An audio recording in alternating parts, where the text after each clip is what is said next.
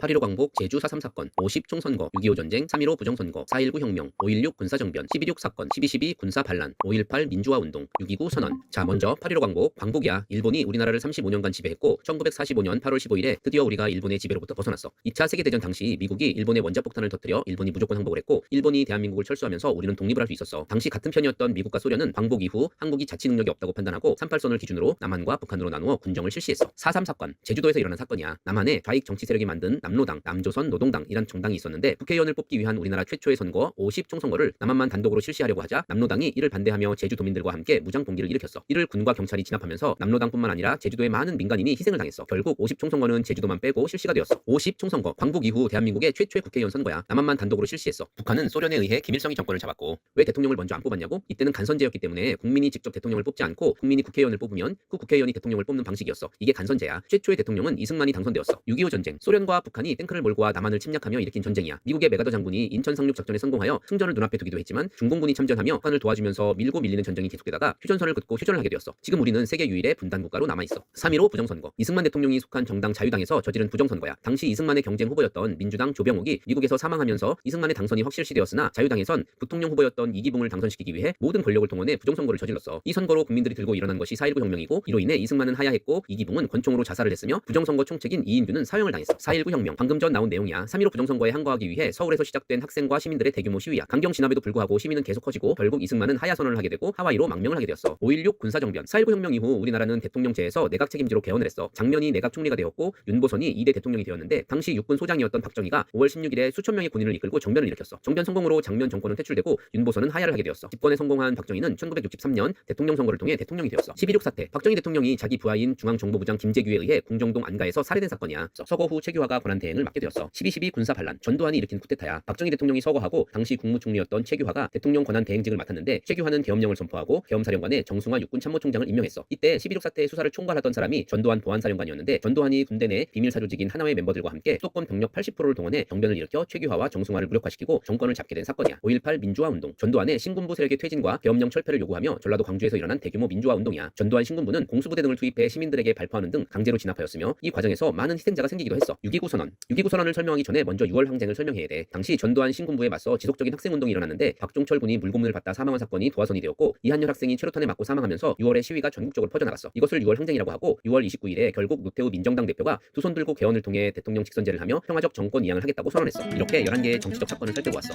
격동의 대한민국이 지금 또 역사적인 한 획을 긋는 사건으로 떠들썩한 상태야. 지금 우리는 어떤 시각을 가져야 하고 어떤 기준을 가지고 옳고 그름을 판단해야 할까?